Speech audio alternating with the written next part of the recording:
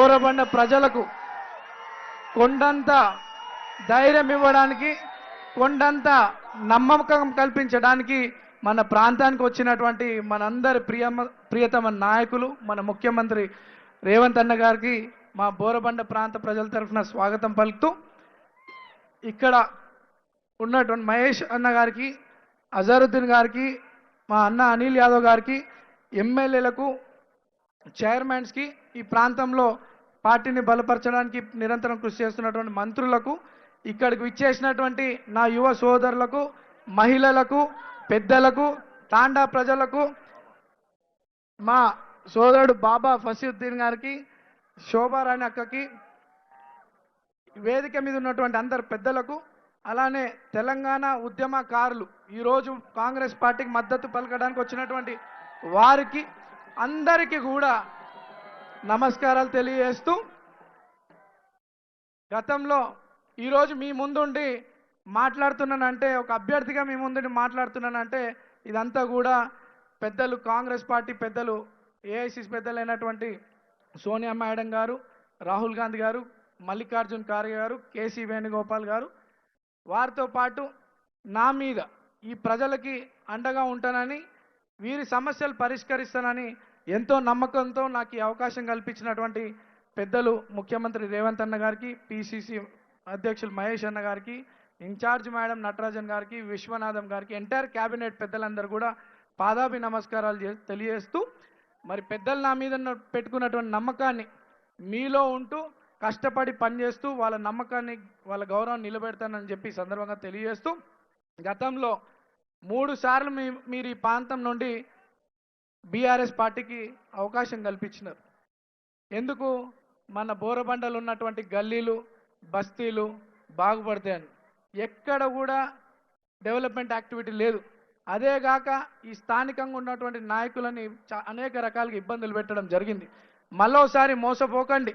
నిన్న నేను ప్రచారానికి సాయిబాబా నగరు ఆ పక్కన వీకర్ సెక్షన్ పోతే అక్కడ ఒక మహిళ, నర్సా అనే ఒక మహిళ కన్నీళ్లు పెట్టుకుంటా, నాయన మాకు డబుల్ బెడ్రూమ్ ఇప్పిస్తామని చెప్పి 200 నుండి 300 మంది వరకు దాదాపు 3-4 కోట్లు వసూలు చేసి మమ్మల్ని మోసం చేసిర్రు నాయన బీఆర్ఎస్, ఈ గల్లీలకు మేము రాణిస్తలేమని చెప్తా ఉన్నారు. గతంలో మీరు అవకాశం ఇచ్చిర్రు, అభివృద్ధి జరుగుతుందని. అవకాశం దేవుడెరుగు, కానీ మనం అంతా కూడా అన్యాయానికి గురైనాం. మన ప్రాంతం అంతా కూడా అన్యాయానికి గురైంది.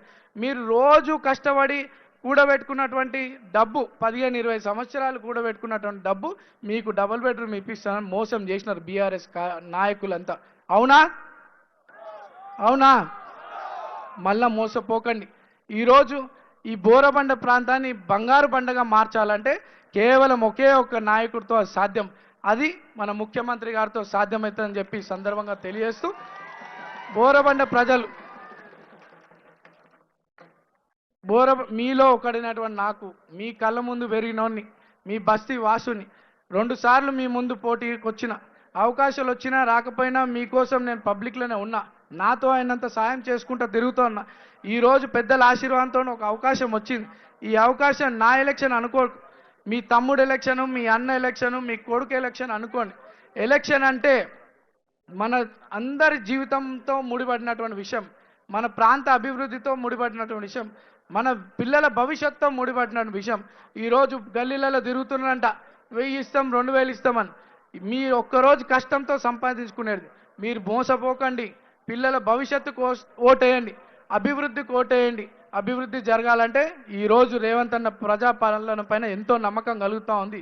నేను గల్లీలలో, బస్తీలలో పోతుంటే మాకు తెల్ల కార్డులు ఇచ్చినారన్న, సన్న బియ్యం వస్తున్నాయన్న, సాయిబాబా నగరు, స్వరాజ్ నగరు, బంజారా నగర్కి పాదయాత్ర డోర్ టు డోర్ పోయినప్పుడు ఆ ప్రాంతంలో బీఆర్ఎస్కి పనిచేసినటువంటి నాయకులు, బస్తీ పెద్దలు, వెల్ఫేర్ అసోసియేషన్ వాళ్ళందరూ కూడా, అన్న 20 ఏళ్ళుగా మా గల్లీల రోడ్లు వల్లే మేము ఎంతో అప్లికేషన్ రిప్రజెంటేషన్ ఇచ్చినప్పుడు కూడా మా పనులు కాలే. ఈరోజు రోడ్లు అయినాయి, డ్రైనేజ్ సిస్టమ్ పనులు అయినాయి. ఈ అభివృద్ధి చూసి మేము కాంగ్రెస్ పార్టీని జాయిన్ అవ్వాలనుకుంటున్నాం అని చెప్పి అందరు కూడా స్వచ్ఛందంగా సాయిబాబా నగరు, స్వరాజ్ నగరు, బంజారా నగరు, పెద్దమ్మ నగరు, వీళ్ళందరూ కూడా కాంగ్రెస్ పార్టీలో జాయిన్ అయినందుకు వారందరూ కూడా ధన్యవాదాలు తెలియజేస్తూ, అభివృద్ధిని ఆలోచన చేసి ఈ ప్రాంత ప్రజలందరూ కూడా కాంగ్రెస్ గుర్తుకు ఓటేసి మీ పిల్లగానైనటువంటి నన్ను గెలిపించాలని కోరుకుంటూ, మరి మీలో ఒకటి నేను నాకు ఈ అవకాశం కల్పించారు. మరి పెద్దల గౌరవం నిలబెట్టాలన్నా, రేవంత్ అన్న గౌరవం నిలబెట్టాలన్నా, మహేష్ గౌడ్ గారి గౌరవం నిలబెట్టాలన్నా, ఈ ప్రాంతంలో మంత్రులు తిరుగుతూ అనేక డెవలప్మెంట్ యాక్టివిటీస్ చేసినారు. వారందరి గౌరవం నిలబెట్టాలన్నా మీరందరూ కాంగ్రెస్ పార్టీకి చేయి గుర్తు కోటేసి గెలిపించాలని చెప్పి కోరుకుంటూ, జై కాంగ్రెస్, జై కాంగ్రెస్, చేతి గుర్తుకే. Thank you.